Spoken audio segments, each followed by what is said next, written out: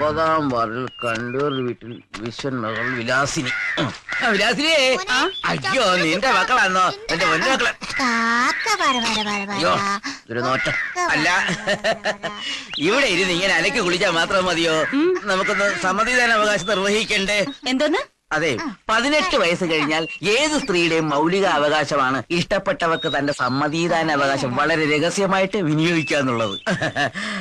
നമുക്ക് ഒന്ന് എളുപ്പം കുത്തിയിട്ട് വരാം. വന്നാട്ടെ.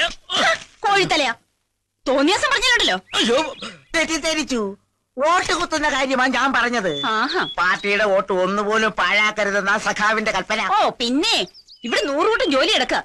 അതിനിടയിൽ ഈ പിള്ളേരെ നോക്കണം. പിള്ളേരല്ലയോ, അത് നമുക്ക് ഏത് ആണ്ടിൽ വേണമെങ്കിലും ഉണ്ടാക്കാം. പക്ഷെ ഇലക്ഷൻ ഇനി 5 ആണ്ട് കഴിഞ്ഞേ ഉള്ളൂ. അത് ഓർമ്മ വേണം. കൊച്ചിനെ അടിച്ചു മാറ്റിയാലോ?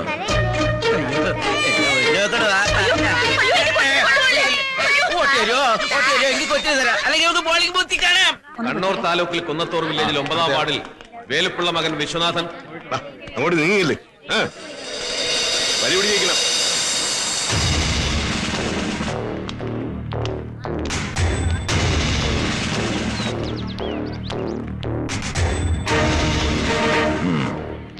വാടോ, ഇവിടെ വാടോ. ഒക്കെ ബന്ധുസാണല്ലോ. അവനിന്ന് ഇവിടെത്താൻ സാധ്യതയുണ്ട്. കണ്ണിപ്പെട്ട വിടരുത്. മുട്ടിന് താഴ്ത്തു മതി, കൊല്ലരുത്. അവനെ ജീവനോടെ കിട്ടിയാലേ എനിക്ക് നിയമം നടപ്പാക്കാൻ പറ്റൂ. ആഹാ, ഇതാരും മാഷോ? മാഷേ, സ്വന്തം മനസാക്ഷിക്ക് അനുസരിച്ച് വോട്ട് ചെയ്യാവൂ. പ്രസിഡന്റിൽ നിന്നും സ്വർണ്ണ മെഡൽ നേടി നാടിന് മാതൃകയായ അധ്യാപകനാ. സ്വന്തം മനസാക്ഷിയെ വഞ്ചിക്കാൻ മാഷിന് പറ്റൂ. എന്താ ഇങ്ങനെയൊക്കെ ചോദിക്കുന്നത്? ഇവിടെ അനന്തം പോലീസിനെ ഇങ്ങനെയൊക്കെ ചോദിക്കാനുള്ള ധൈര്യമുള്ളൂ. മടിക്കെട്ടി മനസാക്ഷി നെഞ്ചത്ത് മണിപ്പേഴ്സും വെച്ച് പാവപ്പെട്ട പൗരന്റെ ഓരോ വോട്ടും ഭിക്ഷ യാചിച്ച് നാട് മുടിച്ച് ജീവിക്കാൻ ചെന്നായ്ക്കളാ ഇവിടുത്തെ നേതാക്കള്. മാഷ് അവർക്ക് വോട്ട് ചെയ്യരുത്. വാ മാഷേ. വോട്ട് ബഹിഷ്കരിച്ച് പ്രതിഷേധിച്ചുകൊണ്ട് മാഷ് ഇവിടെയും മാതൃകയാവണം. വാ മാഷേ. വാ മാഷേ. വരാൻ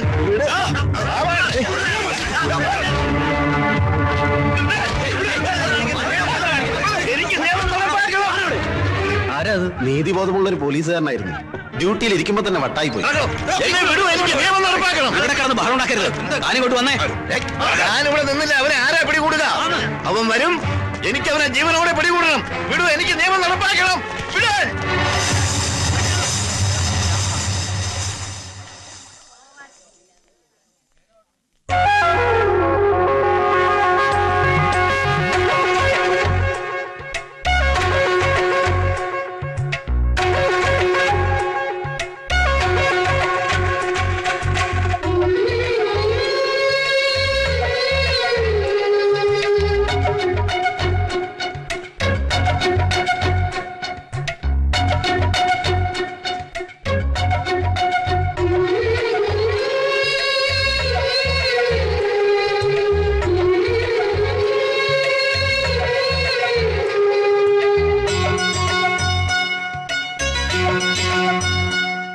കണ്ണൂർ താലൂക്കിൽ കുന്നത്തൂർ വില്ലേജിൽ 9ാം വാർഡിൽ മാധവൻ മകൾ CK Maithili. 456 number.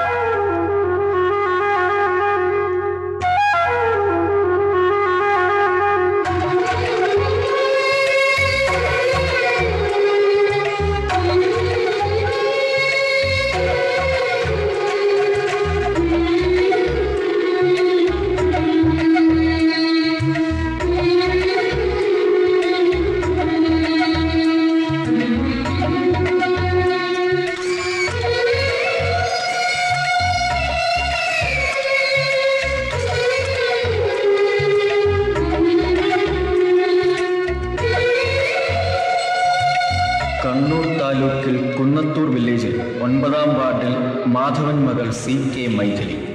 456 number vote. പ്രധാന വാർത്തകളുടെ കണ്ണൂർ നിയമസഭാ മണ്ഡലത്തിൽ ഇന്ന് നടന്ന ഉപതെരഞ്ഞെടുപ്പ് തീർത്തും സമാധാനപരമായി. വോട്ടെണ്ണൽ നാളെ കാലത്ത് ആരംഭിക്കും.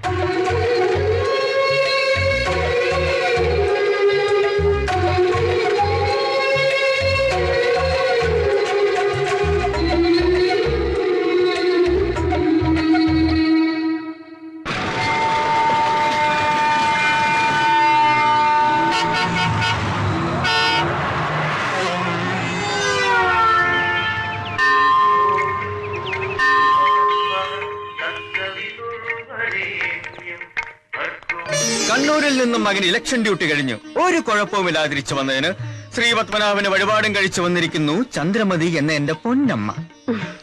എന്തൊരു സ്നേഹമേ മോനോട്. കൊഞ്ചല്ലേ. ആണായിട്ടും പെണ്ണായിട്ടും ദൈവം ഒന്നിനെ തന്നിട്ടുള്ളൂ, അതുകൊണ്ടാ. എങ്കിൽ അമ്മയ്ക്കൊരു മോള് കൂടി വരാൻ പോകുന്നു. ആ, കണ്ണൂരിൽ നിന്നും ഈ മകന്റെ മനസ്സിലേറി ഒരു സുന്ദരി പെണ്ണ് തിരുവനന്തപുരത്ത് ലാൻഡ് ചെയ്തിട്ടുണ്ട്. എന്തോന്ന്? ദേഷ്യപ്പെടല്ലേ, ആളകത്തുണ്ട്. വന്ന് കണ്ട് അഭിപ്രായം പറയണം.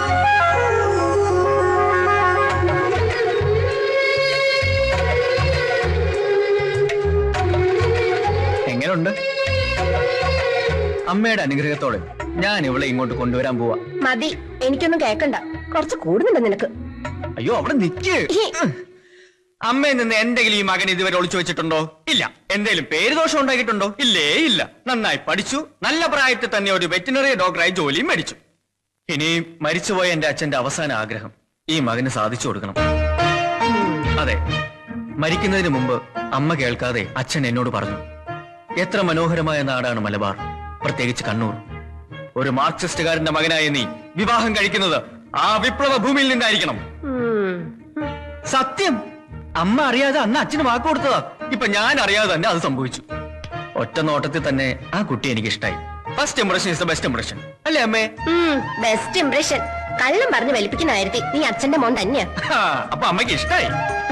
നേരാണ് അമ്മേ, ആ കുട്ടി എനിക്ക് ഒരുപാട് ഇഷ്ടമായി, എന്റെ അമ്മയെ പോലെ. ഞാൻ പോയി ആ കുട്ടിയെ കുറിച്ചൊന്ന് അന്വേഷിക്കട്ടെ. അന്വേഷിക്കാനോ? എങ്ങനെ? അങ്ങോട്ടൊരു ട്രാൻസ്ഫർ. എന്ത് മണ്ടത്തിനാ നീ പറയണേ? ഒരു മിന്നായം പോലെ കണ്ട പെണ്ണിന് വേണ്ടി ട്രാൻസ്ഫറോ? നീ അവിടെ ചെല്ലുമ്പോ ആ കുട്ടിക്ക് നിന്നെ ഇഷ്ടപ്പെട്ടില്ലെങ്കിലോ? ഇഷ്ടപ്പെടണം, ഇഷ്ടപ്പെടുത്തണം.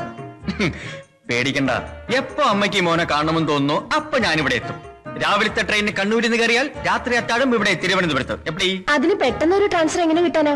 നമ്മുടെ അമ്പിയെണ്ണം വിചാരിച്ചാൽ അത് നടക്കും. കൊള്ളാം. അവനിപ്പോ പാർട്ടിയിൽ നിന്ന് സ്ഥാനവും പോയി, ഉടുത്തിരുന്ന മുണ്ടും പോയി, ഇപ്പതാ മെഡിക്കൽ കോളേജിൽ നിരാഹാരം കിടക്കുക. പ്രധാന വാർത്തകൾ വീണ്ടും. തലസ്ഥാനത്ത് ഗ്രൂപ്പ് യോഗത്തെ തുടർന്നുണ്ടായ സംഘടനത്തിൽ തന്റെ ഉടുമുണ്ട് ഉരിഞ്ഞെടുത്തതിൽ പ്രതിഷേധിച്ച് നിരാഹാരം അനുഷ്ഠിക്കുകയായിരുന്ന അംബുജാക്ഷൻ ഹൈക്കമാൻഡിന്റെ അഭ്യർത്ഥന മാനിച്ച് സമരം അവസാനിപ്പിക്കാൻ തയ്യാറായി. നമസ്കാരം. നമസ്കാരം. മുണ്ട് ഉരിഞ്ഞതിനെതിരെ താങ്കളുടെ പ്രതികരണം എന്താണ്? എന്റെ മുണ്ടുരിഞ്ഞവനെ പാർട്ടിയിൽ ഫ്ലാറ്റാക്കി ഫ്ലാറ്റിലിരുത്തും. 3 ദിവസമായി മുണ്ടുടുക്കാതെ സമരം തുടരുന്ന അംബുജാക്ഷനെ പ്രസിഡന്റ് പാർട്ടിക്ക് വേണ്ടി മുണ്ടുടുപ്പിച്ചു. ലക്ഷം പിന്നാലെ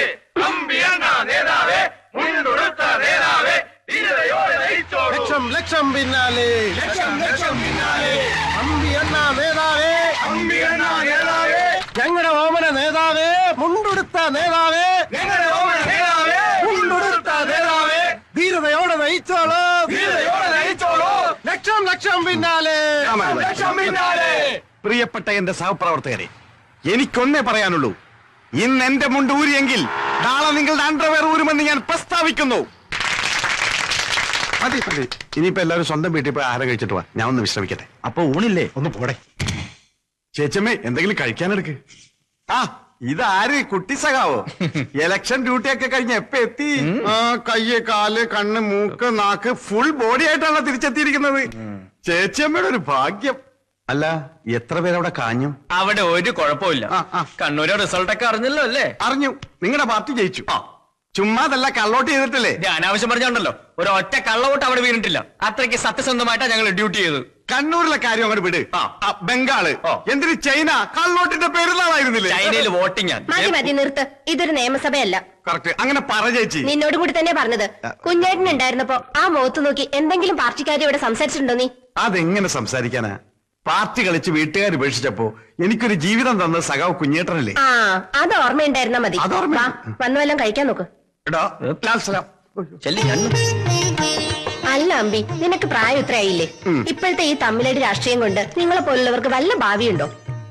പേരിനൊരു ഗ്രൂപ്പ്, കൂടെ കുറച്ച് ഗുണ്ടകളുണ്ടെങ്കിൽ ഭാവി ജീവിതം ഭദ്രം. കൂടാത്തതിന് എന്റെ പ്രകടനങ്ങൾ ടിവിയിൽ കണ്ട് ഒരു ആക്ഷൻ ഡയറക്ടർ അന്തം വിട്ട് ചിരിച്ച് അദ്ദേഹത്തിന്റെ പുതിയ പടത്തിൽ കോമഡി വില്ല എന്ന കരാർ ചെയ്തിരിക്കുകയാണ്. അപ്പൊ ഇനി കതറ വിട്ട് ശുപാർശക്കായി സെക്രട്ടേറിയറ്റിലോട് ചെന്ന അവന്മാര് ചവിട്ടി പുറത്താക്കും. നോക്കിക്കോ, അണ്ണന്റെ വരുമാനവും സെക്രട്ടേറിയറ്റിൽ പിടിപാടും ഇതോടെ ക്ലോസ്. ഞൊട്ടും. ഏതവൻ ഭരിച്ചാലും സെക്രട്ടേറിയറ്റിന്റെ തീറാധാരവി അമ്പയണ്ണന്റെ കയ്യിൽ തന്നെ. തെളിയിക്കണോ? ആ, വേണം. എങ്കിൽ 24 മണിക്കൂറിനകം എനിക്കൊരു ട്രാൻസ്ഫർ ഒപ്പിക്കണം. ട്രൗസറോ? ഓ, ട്രൗസർ അല്ല, ട്രാൻസ്ഫർ. ട്രാൻസ്ഫറാ? കണ്ണൂരേക്ക്. എന്റെ അമ്മോ ചുടുകാട്ടിലേക്ക് വേണം ഒപ്പിച്ചേരാം, പക്ഷെ കണ്ണൂരിലേക്ക് പറ്റില്ല. നടക്കോ ഇല്ലയോ ഇപ്പൊ അറിയണം. വെല്ലുവിളിയാണോ? എങ്കിൽ നടക്കും. സ്വന്തക്കാരനാണെങ്കിലും നിന്നെ വിശ്വസിക്കാൻ കൊള്ളില്ല, നീ മറ്റേ പാർട്ടിയാ. അപ്പൊ കണ്ണൂരിലേക്ക് ഒരു ട്രാൻസ്ഫർ ഏറ്റു. വിട്ടുകൊടുക്കരുത്, വെട്ടി നുറുക്കണം എല്ലാത്തിനെയും. ശശിധരൻ മാസ്റ്ററെ വെട്ടിക്കൊല്ലാൻ കെണിയൊരുക്കിയത് അവനാ, ഓരോത്ത് രാഘവൻ. അവനിപ്പോ MLA. എന്റെ കാലേ തളർന്നിട്ടുള്ളൂ. ഇലക്ഷൻ വരെ ഒന്ന് അടങ്ങിയപ്പോ ഭരതൻ 10 താഴ്ത്തി എന്ന് കരുതി. സത്യപ്രതിജ്ഞ കഴിഞ്ഞ് അവനങ്ങ് വരട്ടെ. അറുത്ത് എടുക്കണ എംബോക്കിയുടെ കാലുകൾ. എന്ത് മണ്ഡല പര്യടനം നടക്കില്ലെന്നോ? നമ്മുടെ 2 സഖാക്കളെ കൊന്നു. ഓഹോ, അപ്പൊ ഭരതൻ കളി തുടങ്ങി. ചോരയ്ക്ക് ചോര, ജീവന് ജീവൻ. ഈ രാഘവന്റെ താണ്ഡവം കാണാൻ പോകുന്നുള്ളൂ.